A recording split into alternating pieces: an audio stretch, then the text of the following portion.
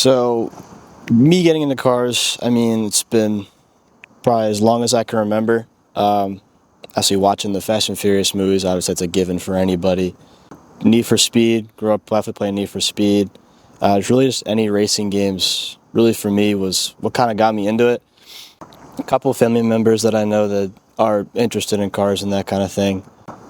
Other than that, really, it's just mainly, movies, video games, that kind of thing is what got me into it. I have a couple cousins and an uncle that live down in Florida that are into cars. They do a lot of things at Bradenton Dragway and that kind of thing. Like they have older Impalas, mainly just older Chevys, V8 cars, that kind of thing. I know they did a couple of things with Street Outlaws a couple of times, but I've never met them, but I've talked to them before, like through my mom and that kind of thing. But those kind of really, seeing them at like a younger age, really when I saw it at a younger age, it definitely kind of got me into that.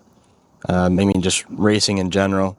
Any like sort of like NASCAR, F1 too, is kind of piques my interest when it comes to cars. I was watching John's interview. Shout out John. Never really could see myself owning a Hyundai, but as a Honda kid, I've owned 6 cars. This is my 6th one. It's the first Hyundai I've owned. All Hondas so far. I mean, I've owned 3 Civics, an Accord, and an Integra.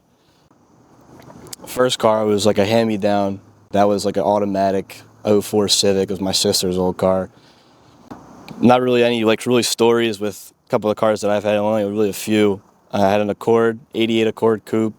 That was a grain of salt away from bottoming out every single flat surface I'd driven in.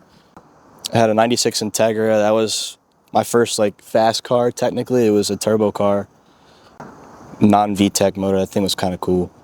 I had a 8th Gen SI, which is probably everyone really knows me for because I've had that car the longest. I had a 2000 Civic EX. That was a EM1 swap. So body panels, motor, trans, diff. Everything was all from a EM1 Civic or like a Origin CRX. And then this thing, my 2000 Civic. It was EM1 swap. So everything from the body to the front LSD to trans, motor, all that kind of thing. But not to hate on the dude that I bought the car off of, but that car was a little bit of a hogue, a little bit of a junker. So the kind of backstory behind it, with it being an EX model, they came with D series, and obviously with the B16 or with the EM1s, they came with a B16A. So the whole reason why it was more of like a junker motor or junker car, really, with the D series and the B series, with the wiring harness, the crank position sensor and the knock sensor. On the D series, those sensors plug into the back of the motor, but in the B series, they wire into the distributor. So when he did the swap, never swapped the harness over, so it was still the D series harness, and somehow, I don't know how it worked, but so the sensors were just hanging off the back of the motor on the harness. So when through the codes for the knock sensor and the crank position sensor, it was kind of running off like cylinder 1, and 3 fire. So it was technically a misfire, but not technically a misfire. The car ran great. For the 4 months that I've owned it, it was a great vehicle to drive.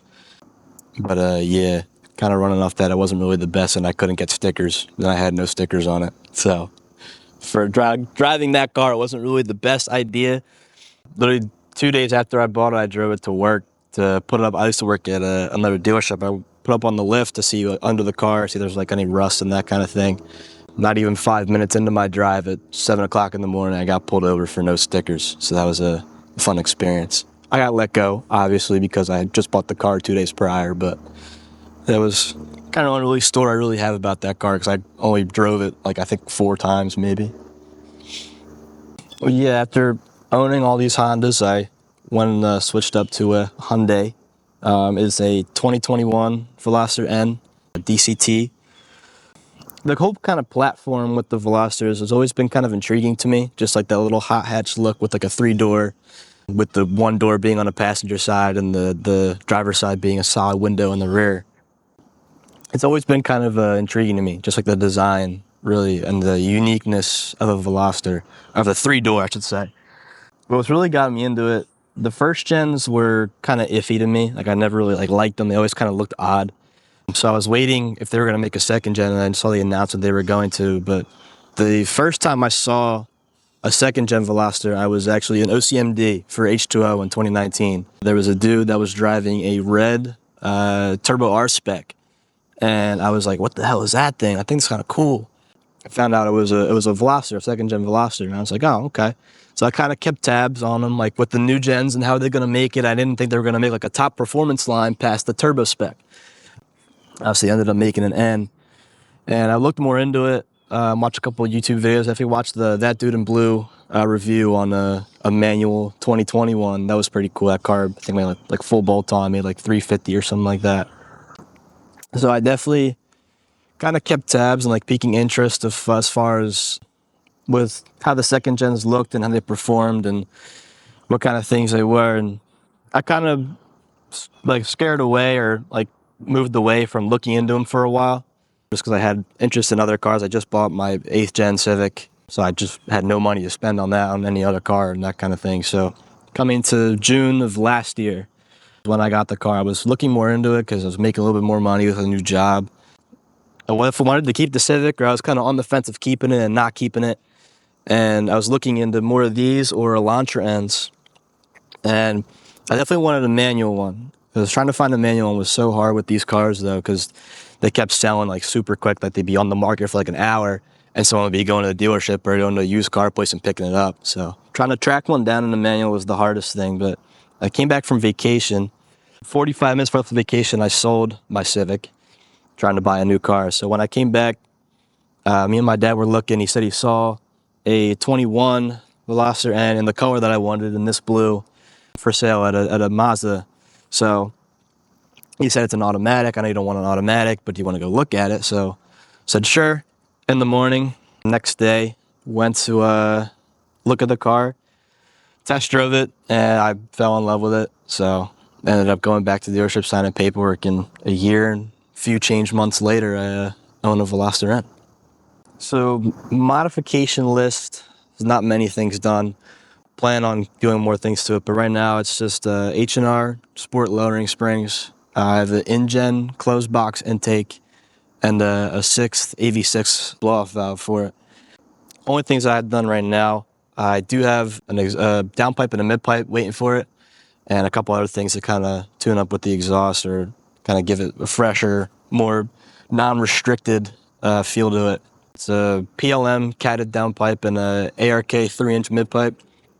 Once I do that, I definitely want to get a tune at some point, or like a little Flash Pro to definitely tune it with. Like the 6 makes a off-the-shelf like EK1 little handheld that you can like download pre-made tunes on it, so you can do that. But do that and get a front mount, charge pipes, and you kind of sit on that for a while. I kind of want to be like more the most track-ready car, because obviously coming from a factory car, this is like if you want a car from a factory that you can go to a track for a day, rip it up, and then drive home with the AC on. This, I think, that probably, if you're not looking for a pricey car, a Veloster's probably, Veloster, Elantras, or Kona's probably like your best bet, really, as far as track-ready cars from factory. But I want this car to be more like track-focused at some point. Drop down to an 18, get a bigger tire, because they are 19s. They're big wheels. Yeah. For actually how little of a car it is, having a 19 kind of makes it look a little wonky at times. Yeah, definitely drop down to an 18, get a bigger tire, just make it more track focused. Because with the flowing springs, definitely feels very planted to the ground, especially going around turns. Like I could probably do like a decent hard turn, probably do like 65, 70 miles an hour, and still feel like I like complete control of the car. I want to track this car at some point. I definitely want to definitely have more mods done to it at least before I end up going to the track, ripping up for a day. I could do it stock if I wanted to, but definitely got to get a couple days out where I want to track the car. But definitely want to get like a little flash tune for it, charge pipes, front mount, and maybe bigger turbo at some point. But right now I kind of just want to keep it like full bolt-on stock, just easy daily driver if I want to get another project at some point. Don't really have too many stories with the car as far as just like any track days or any events that I've been to. I mean, obviously, Cars and Coffees, meets, anything like that, that car has probably been out. You guys have probably seen it there. I've only been in a couple other ones that I've seen in this color or any Veloster Ns at all. But I guess a year, couple months, ownership review. There's ups and downs with it, but mainly I love the car. It's I've always told people, like when they ask me about it, that kind of thing is For the price, you get really everything as far as features, motor-wise. I mean, different transmission options and that kind of thing. But as the Type R, like FK8 or FL5, I mean, not really FL5s, but the 10th gen Type Rs, is basically what this car is a price correct Type R. Your couple of months ownership, I mean, it's driving on the daily it's I wouldn't say it's practical, but it's definitely a fun daily driver. I mean, you could cruise in eco mode with the AC on and get like 26, 27 miles a gallon, or rip around like some back roads with an N mode and driving in the manual mode too, and getting the full power out of it. But I mean, really, only stories is me just trying to do speed runs on the highways and stuff like that. But I mean, it's a quick car for what it is. It's not. I wouldn't say it's fast, but it's definitely a quick. In comparison to a Type R, you're probably like more dead on the money, on par with it. I mean, performance-wise, it's with a 10th gen, it's about roughly the same. I mean, as far as features-wise, and obviously motor size are a bit the same. Both 2-liter inline-4 turbo cars. I mean, you can get a manual in this one or automatic. Type Rs are only manuals. But as far as performance-wise, it's best bang for your buck if you were looking into something similar to a Type R. It's not a bad car. I would say thumbs up in ownership. Give it a little review. 9 out of 10. I wouldn't go 10 out of 10 yet, but it's a 9. Well, these seats are really nicely bolstered. Yeah, they really hug you pretty nicely. Which is why, I mean, me being a skinny kid like I am, I feel like bucket seats probably are the best seats for me as far as like performance-wise and just driving. What? Suspension is definitely stiff. Yeah, and N mode definitely feels a lot stiffer. And especially with the different drive modes with standard and eco, and then sport and N. Standard and eco, the suspension obviously is a little more softer. It's for obviously more comfortable driving experience. You're in standard and eco mode. And then sport and N, it stiffens it up. So obviously track mode, or when you're driving the track, or when you're doing just any street driving in N mode or sport, it'll stiffen it up so you can obviously handle it better. Makes the car feel very planted, and obviously feels a lot better, at least driving wise, with stiffer suspension, and obviously going over bumps, you're just bouncing around the whole time. Yeah, one thing I saw from, I forget what video it was, one of the interview videos that they were doing with these cars, is that on the DCT, the suspension is actually softer than on the manual. Yeah. Which I don't get why, but I don't that's understand the thing that they did. I don't understand it either. I mean, I've ridden in a manual one, I've ridden in, obviously, I own a DCT one, so I say I ride in one, but the manual one's definitely, when it's in N mode, it feels very, very stiff. Like, obviously, the one that I was in just had stock suspension, like it wasn't any coilovers or lowering springs, it was just on factory springs and factory struts, and in N mode it definitely felt really, really stiff compared to this car when it's in N mode with the DCT and with the springs on. I don't know, I don't understand why, but it was also, they originally only offered these in manual too, right? Yeah. So my assumption is with the refresh, they softened the suspension. Yeah. This is my understanding. It's probably what they did, but this with the H&R springs, dude, it's stiff. Yeah, it feels. For sure. It feels nice. You're gonna want to make this right at the sign right here. And the same with all the other N models with the motor setup. 275 horsepower. It's not a crazy number, but it's also like, for the price point that these come in at, that's like in a hot hatch at that too. Yeah. These weigh like what, 3,200 pounds? Curb weight, yeah, like roughly around there, 32, 33 maybe, depending on who's in it, but yeah. So again, like the conversation that we were having earlier, and the conversation that I had with Matt with the Elantra N is same weight as the Type R, slightly less horsepower. The Type Rs think they do 311 crank. These are 275. Yep. So you're talking about a 30 horsepower difference, but price tag wise, $30,000 difference. Like 15, 30,000, maybe even like 20K, 25 grand less. Yeah. Now, obviously, if you wanted to catch up with, let's say, the Civic Type R in horsepower, is there much of an aftermarket for these? Because the Veloster, first N car to come to the U.S., they had the i30, but they never came into the U.S. Yeah. But I think it had like what 3-4 year production run, and now you can't buy these new anymore. No. So Yeah. in that short time, is there a huge aftermarket for these vehicles? Surprisingly, yes. Because with let's say with these cars and even with Elantras and Konas, they all share the same motor.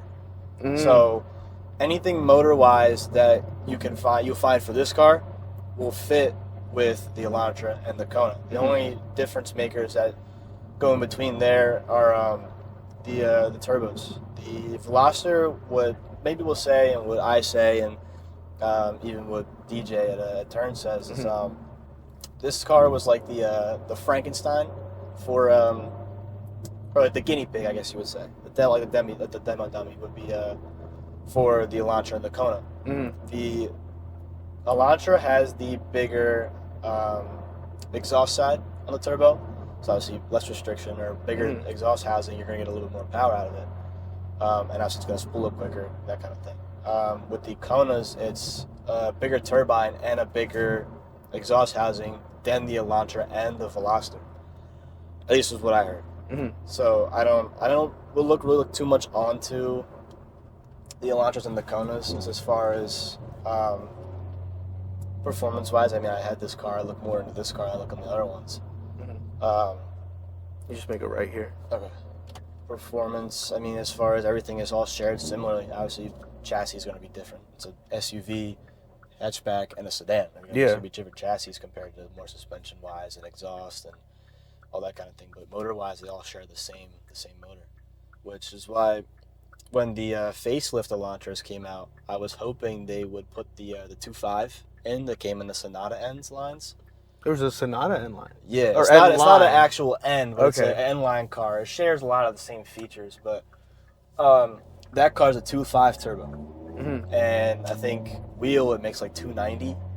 I was hoping with the facelift Elantras when they came out for 24s, when they made the N's, they were going to put the 2.5 in it. They ended up just throwing the 2-liter back in it, and I was kind of mad about that. But see, if they did the 2.5, you said wheel 290 crank, that's probably beating a Type R right there. Crank horsepower, it'll be a little bit higher. I mean, it shares the roughly same horsepower ratings or same number ratings as Type R. I think Type R's 10th gens factory wheel is like 280, 290 maybe. 298, I think is, if you want to get literal, I think it's 298. I mean, with 290, 295 on a 2.5 liter, and you're probably like 310, maybe 320 in crank. But yeah, sharing the same numbers, but it only comes in a Sonata. Not only in the Sonatas, but as far as N-line performance cars, as far as I know, the Sonata N-lines have the 2.5. So I wish the Elantras came with them, but that would be pretty sick. It would be pretty cool. The same conversation again that I had with Matt was we were looking at, this is about the same price when you said he paid like what, 30, 31? After tags and taxes, everything, like 32, roughly a little 32, bit 32. And that's MSRP. These things were around the 30, 35 range.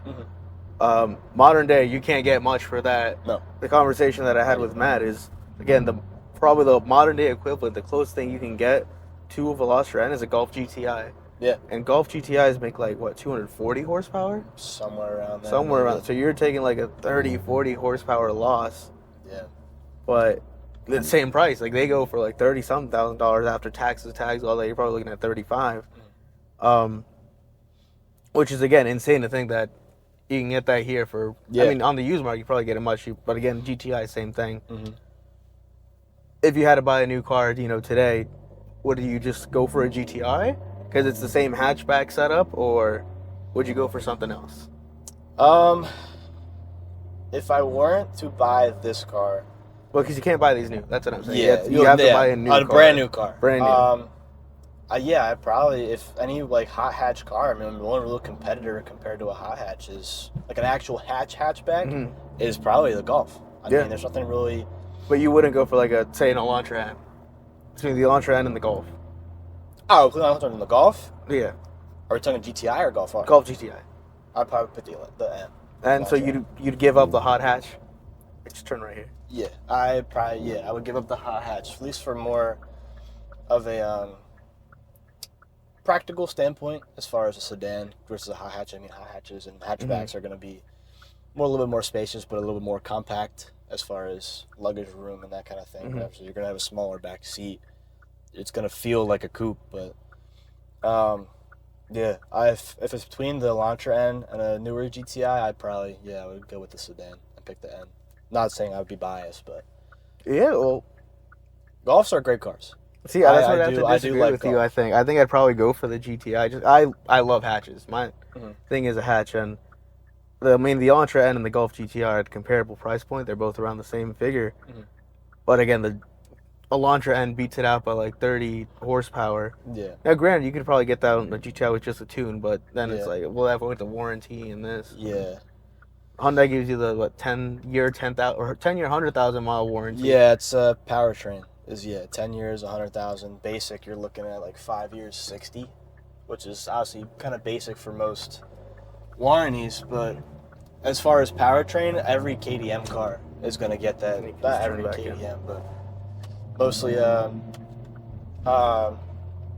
Hyundais and Genesis, the little sub brand, and Kias are going to be those 10-year 100K powertrain warranties, which is nice. I mean, it definitely, if you're looking for something as a daily driver and a car person, that warranty is going to help you out a lot. But if you're obviously a car person like me and you, and you want to get little Flash Pro tunes, upgraded turbos, that kind of bullshit, then that warranty's not really going to last very long. And then going back to like the comparable price point, like 30K, you're looking at a Civic Si, but those make like 200 horsepower. Yeah. That's just, you just pull right up. They have little 1.5s. Yeah. But I don't know, the Veloster, I've always had a thing for it. Ever since they came out, I've always liked them. It's a shame that, with this and the Kona N, Hyundai will only have them for a couple years and then just trash them. Yeah. I mean, the Kona's been around for a good while. They've never really had the Ns. I mean, that's what I mean, like the N. Yeah, the N line performance kind of like they had the Kona N for like 3 years, I want to say. 2 or 3? I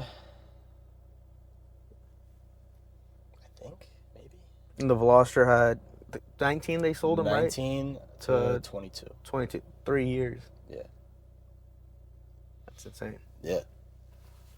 Yeah, going back and Lisa, what I said, I like the uniqueness of the Veloster. It's just I wish they... The 3-door go crazy. Yeah, the 3-door, yeah. Is it this one or that one? It's that one. That one? That one's got the move window. Oh, that's a solid window. Oh, shit. Oh, and it's a smaller window. Yeah. It's visibility, I can tell you right now, trying to look if you're merging into a left lane, try to look this way, you can't see jack all. That's weird, dude. Yeah. That's another, weird thing that I've always kind of liked about them. Because it's just a strange... why can't they just make it a 4-door? My point. It stands out. So that's what I'm saying. You got 2 passengers in the back. They all just got to shuffle out one side. Yep. Yeah. I've had that plenty of times. I wonder... Which side of the road do they drive in Korea? I think it's still the right side. Kind of how US is. I think it's the right side still. I don't think it's swapped. It could be. Well, then that would make sense, I guess, to have if they had one door on this side, so you don't get out, in the traffic, you're going. Still, that's weird. Yeah. I'm gonna look into that after this, why exactly that? But that's.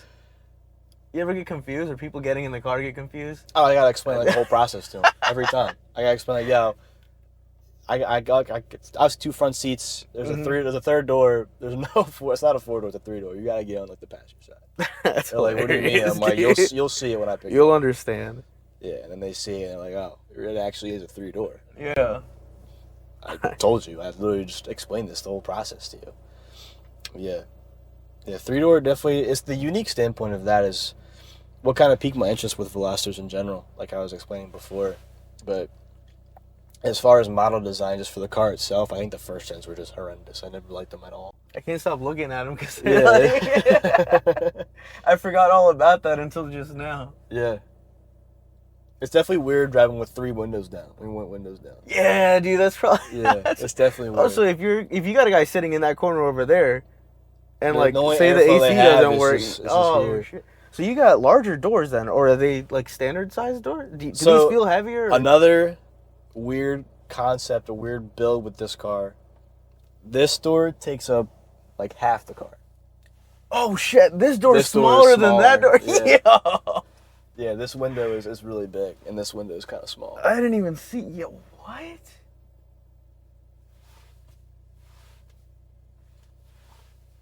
Yeah.